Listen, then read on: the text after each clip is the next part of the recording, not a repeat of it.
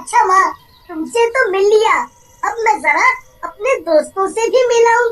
अच्छा जाओ, पर शाम ढलने से पहले घर लौट आना बेटा।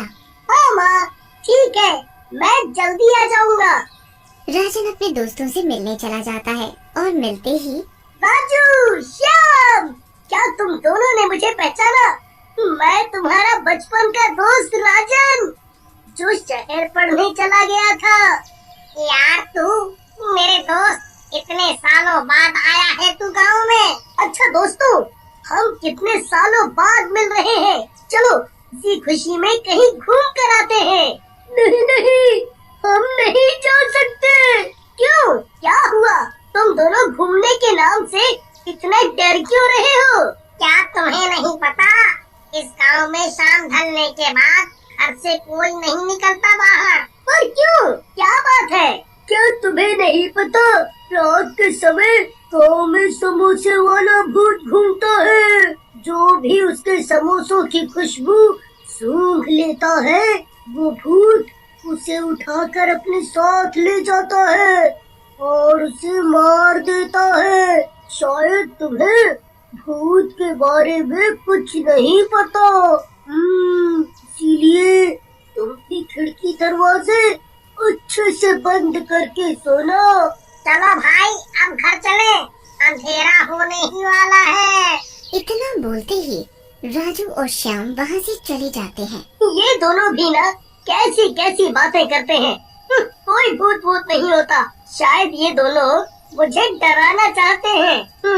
अगर कोई ऐसी बात है तो माँ से जाकर पूछता हूँ। राजन वहाँ से अपने घर जाता है और अपनी माँ को सब बताता है। माँ, आज मैं अपने दोस्तों से मिलने गया था ना, तो वो लोग बड़ी अजीब सी बात कर रहे थे, कोई समोसे वाले भूत की। अगर कोई बात है तो बताओ ना माँ। अब इस बारे में कल बात करेंगे बेटा, अभी रात बहुत हो गई है, अभी तू सो जा। हाँ? फिर राजन अपने कमरे में सोने चला जाता है। राजन अपने दोस्तों की कही बातों पर ज्यादा भरोसा नहीं करता, जो उन्होंने भूतिया समोसे वाले की बात कही थी, और वो खिड़की खुली रखकर ही सो जाता है। और रात में भूतिया समोसे वाला हाथ में समोसे की प्लेट लेकर गांव में घूमता है। ओ गांव वालों, जरा खिड़की खोल कर कोई हमारे भी दर्शन कर लो, हम भी तो तुम्हारे अपने हैं। एक बार तो दर्शन कर लो हमारे, ये मेरे बनाए हुए गर्मा गर्म समोसे तो चख लो एक बार। पर किसी के भी घर की खिड़की नहीं खुली होती। कोई बात नहीं, मैं खुद ही देख लेता हूँ कि आज कौन मरेगा मेरे हाथों से। ऐसा तो हो ही नहीं सकता कि आज मैं खाली हाथ यहाँ से जाऊँ। तभी भूत की नजर राजन की खिड़की की तरफ पड़ती है।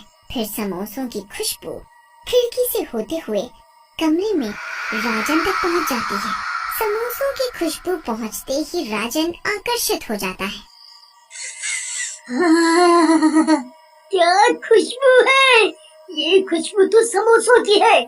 खुशबू इतनी अच्छी है, खाने में तो और भी स्वाद हो गया, स्वाद। राजन खुशबू के साथ साथ बाहर आने लगता है, और राजन जैसे ही घर से बाहर आता है, वो समोसे वाला भूत उसे पकड़ लेता है और उसे अपनी समोसों की दुकान पर उठाकर ले जाता है। आज का शिकार मिल ही गया। ये सब देखकर राजन डर से थर थर कांपने लगता है और पसीना पसीना हो जाता है। मुझे मत मारो, मुझे जाने दो। मुझसे बहुत बड़ी गलती हो गई जो मैंने अपने दोस्तों की बात नहीं मानी और खिड़की खोलकर सो गया। मैं तुम्हारा सारा काम कर दूंगा, झाड़ू, पोछा, बर्तन, जो कराना चाहते हो करा लो, पर मुझे जाने दो, मुझे जाने दो। नहीं नहीं, बिल्कुल नहीं, अब कोई फायदा नहीं, जब तक मैं पूरे गांव वालों को अपने हाथों से नहीं मार देता, तब तक मुझे चैन नहीं मिलेगा। राजन भूत के आगे बहुत गिड़गिड़ाता है, पर भूत के आगे उसकी एक नहीं चलती। जैसे ही वो अपने लंबे लंबे नाखून उसके सीने में घोंपने वाला होता है, तभी उस भूत को राजन के गले में पड़ा ताबीज दिख जाता है और भूत ताबीज देखकर चौंक जाता है। ये ये ताबीज तुम्हारे गले में कैसे आया? ये ताबीज मेरे पिताजी की आखिरी निशानी है। माँ ने बताया था, जब मैं बहुत छोटा था तब मेरे पिताजी ने मुझे ये ताबीज पहनाया था, पर वो अब इस दुनिया में नहीं है।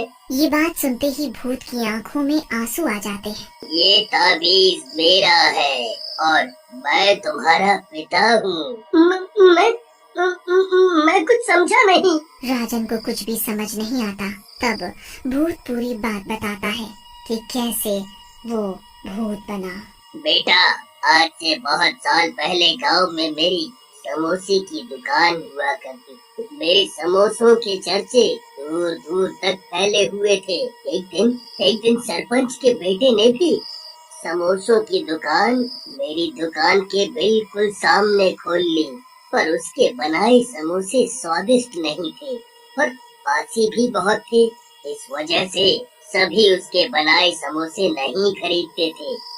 मेरे बनाए समोसे ताजा और स्वादिष्ट होते थे और उसकी खुशबू से ही लोग अपने आप मेरी दुकान पर खींचे चले आते थे और कई समोसे खा जाते थे और तो और अपने घर के लिए भी रखवा कर ले जाते थे।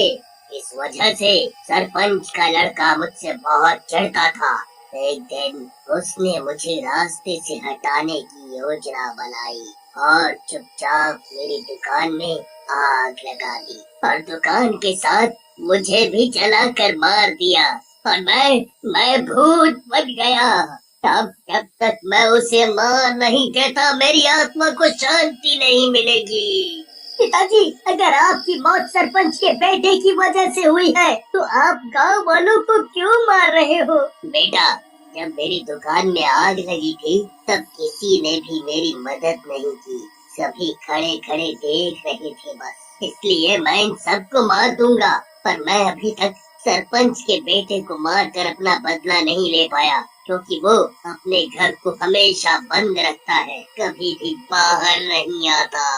पिताजी, मैं इसमें आपकी मदद कर सकता हूँ, पर आप मुझसे वादा करो कि आप गांव वालों को नहीं मारेंगे। अब मैं तुझे मार कर अपना बदला लूंगा। पर तुम मुझे मारना क्यों चाहते हो? और इस राजन को तो तुम कुछ भी नहीं कर रहे हैं? क्योंकि तुम मेरे कातिल हो। तुमने मुझे मारा है, इसने नहीं, और गांव वाले भी निर्दोष हैं। मैं और तुम्हारा कातिल? कौन हो तुम? बंसी तुम? ठीक पहचाना, बंसी हूँ मैं। तुमने मुझे जलाकर मार डाला था, याद आया? देखो बंसी भाई, देखो मुझे माफ कर दो। मुझसे बहुत बड़ी गलती हो गई थी। मुझे माफ कर दो बंसी भाई, मुझे माफ कर दो।